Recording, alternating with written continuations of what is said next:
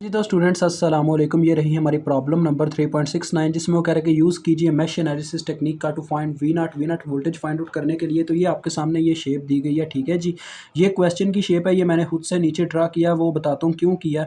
देखें बच्चों, इसमें ना असल में आपको पता है मैश एनालिसिस टेक्निक में हम केवीएल और लूप एनालिसिस से उलझते हैं, ठीक है जी। यानी कि मैश एनालिसिस असल में होता लूप ही है, लेकिन इनमें सुपर मैश और सुपर लूप में एक फ़र्क आ जाता होता है, जो कि मैंने अलग-अलग वीडियोस बना के समझा दिया हुआ है। अगर आप देखना चाहें तो आप हमारी इस मेन प्लेलिस्ट में से भी देख सकते हैं, और कंसेप्चुअल वीडियोस की प्लेलिस्ट में से भी जाके 2 वीडियोस हैं वो आप देख सकते हैं, ठीक है।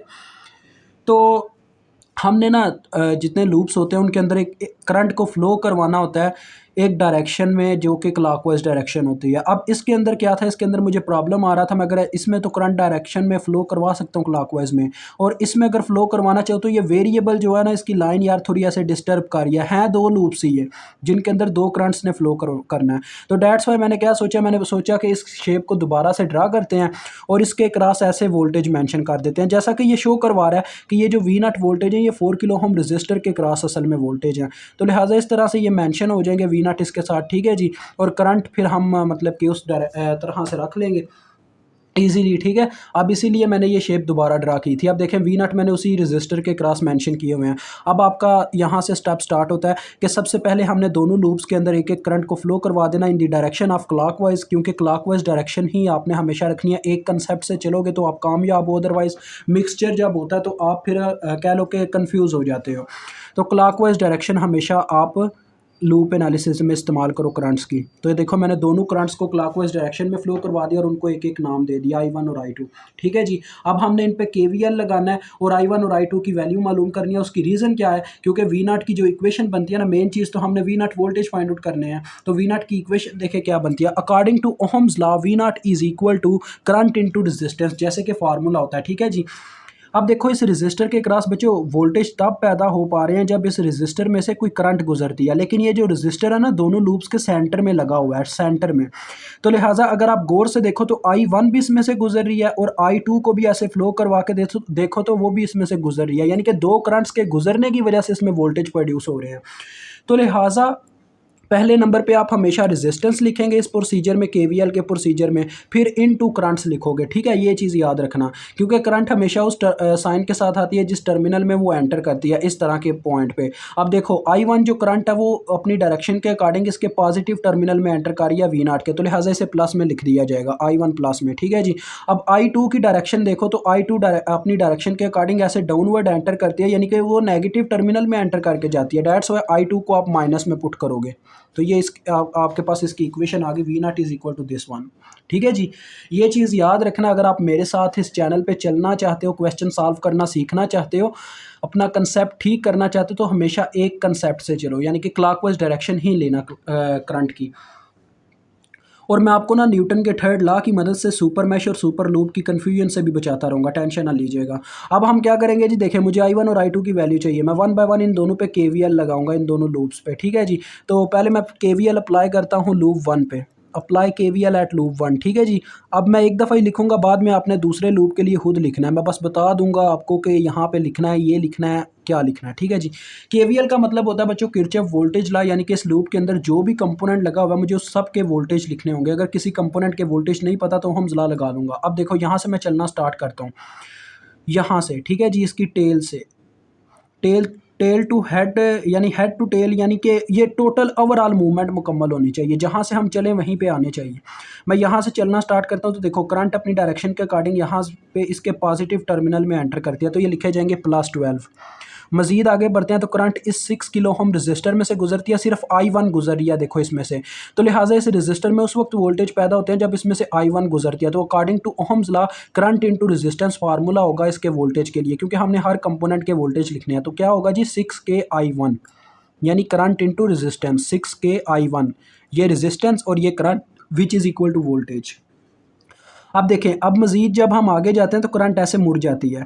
यहाँ पे जब आता है तो ये 8 किलो ओम में से गुजर रही है, लेकिन इस रजिस्टर के क्रॉस बच्चों दो करंट्स के गुजरने की वजह से प्रोड्यूस हो रहे हैं अपने पास वोल्टेज, एक है I1 और एक है I2, क्योंकि ये सेंटर में लगा हुआ है। तो लिहाजा आपने देखें I1 की डायरेक्शन और I2 की डायरेक्शन मिला के देखें, इसमें जो I1 आ रही है वैसे डाउनवर्ड आ रही है, और I2 को फ्लो करवा के देखें तो I2 अपनी डायरेक्शन के अकॉर्डिंग ऐसे अपवर्ड जा रही है यहाँ पे, ठीक है। यानी कि I1 डाउन और वो अप, दोनों की डायरेक्शन अपोजिट है। तो जैसा कि न्यूटन कहता है थर्ड लॉ में, एक्शन और रिएक्शन इक्वल होता है लेकिन अपोजिट होता है डायरेक्शन में, ठीक है जी। तो ये डायरेक्शन में अपोजिट है, तो डेट्स वाई किसी एक की मैग्नीट्यूड के साथ माइनस आएगा, यानी किसी एक करंट को हमें माइनस में रखना पड़ेगा। तो मैं आपको बताता हूँ, अपना कंसेप्ट ठीक रखने के लिए पहले तो आप रेजिस्टेंस लिख लो जितनी है 8 के, आगे करंट कौन सी पॉजिटिव रखनी है मैं वो बताने लगा हूँ। जिस लूप के ऊपर आप केवीएल लगा रहे हो ना, सिर्फ उसी की करंट हमेशा पॉजिटिव रखो। तो I1 को हम पॉजिटिव रखेंगे क्योंकि लूप 1 पे केवीएल लग रहा है, तो I1 माइनस I2 आ गया, हमने I2 को यानी नेगेटिव रख लिया, ठीक है जी। अब आगे जगह मेरे पास यहाँ पे कम पा रही है, तो यहाँ पे मैं इक्वेशन लिख लेता हूँ आगे। नेक्स्ट देखिए 8K के बाद ये 4K वाला रजिस्टर आता है, इसमें से भी देखें वही कंसेप्ट है कि I1 भी गुजर रही है, I2 भी गुजर रही है, दोनों की डायरेक्शन अपोजिट है। I1 डाउनवर्ड जा रही है, I2 ऐसे अपवर्ड जा रही है। तो लिहाजा फिर से क्या करेंगे, I1 को पॉजिटिव रखेंगे क्योंकि करंट उसको पॉजिटिव रखना है जिस लूप के ऊपर KVL लग रहा है। तो 4K इंटू आ जाएगा I1 माइनस I2, ठीक है जी, विच इज़ इक्वल टू 0। ये आपके पास आ गई। अब इसमें ना आप इसकी इक्वेशन बना ले, देखें I1 वाले पहले इकट्ठे कर लें।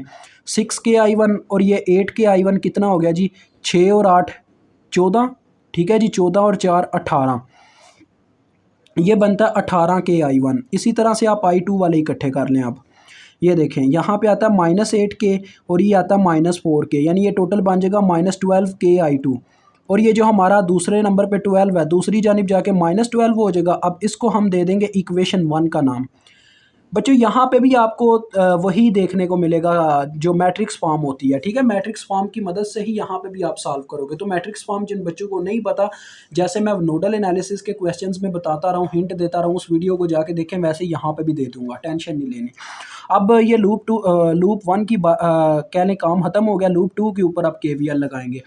तो मैं लूप 2 के ऊपर KVL लगाने लगा हूँ, ठीक है जी। तो हम यहाँ से चलना स्टार्ट करते हैं, ठीक है जी। यहाँ से तो आपने लिखना है यहाँ पे अप्लाई KVL एट लूप 2, या आप अब लिख लीजिएगा क्योंकि मैंने एक दफ़ा आपको लिख के दिखा दिया, अब मैं बार बार लिख के टाइम वेस्ट नहीं करना चाहता। तो मैं यहाँ से चलना स्टार्ट करता हूँ। देखें पहले रजिस्टर में इस 4 किलो ओम के रजिस्टर में से मेरी I2 करंट गुजरती है जो कि अप जा रही है ऊपर की तरफ, और इसमें से I1 भी गुजर रही है जो कि डाउनवर्ड जा रही है, यानी कि दो करंट्स के गुजरने से इसमें वोल्टेज प्रोड्यूस हो रहे हैं। तो लिहाजा अब हम किस करंट को पॉजिटिव लेंगे, जिसके ऊपर KVL लग रहा है। तो लूप 2 के ऊपर KVL लग रहा है, तो I2 को पॉजिटिव लिया जाएगा, ठीक है जी। इसी तरह से 8 किलो ओम का भी वही कंसेप्ट है। देखो I2 ऊपर जा रही है, I1 ऐसे नीचे जा रही है, तो फिर से हम किसको पॉजिटिव लेंगे, I2 को, क्योंकि अब लूप 2 के ऊपर KVL चल रहा है। मज़ीद आगे बढ़ते हैं तो देखो ये 4 किलो ओम का रजिस्टर आता है जिसमें से सिर्फ I2 गुजर रही है, उसमें तब वोल्टेज प्रोड्यूस हो रहे हैं। तो ओहम्स लॉ के अकॉर्डिंग उसकी इक्वेशन आ जाएगी current into resistance 4K I2।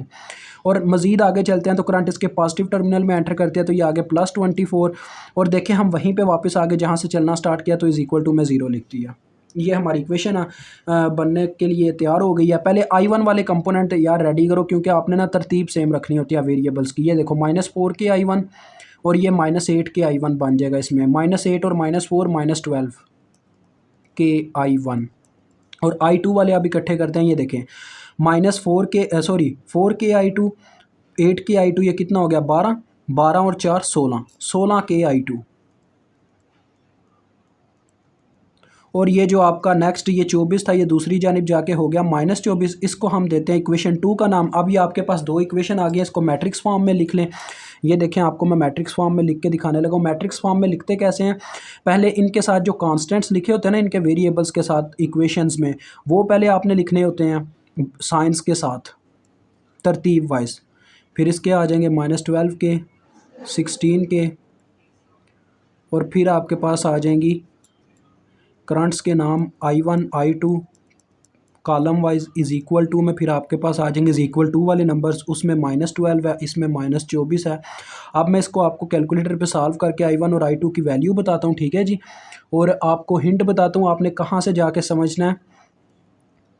इसके मैट्रिक्स मेथड को। बच्चों आपने ना हमारी चैनल पे जाके यहाँ वैसे आप सर्च करो तब भी निकल आएगी।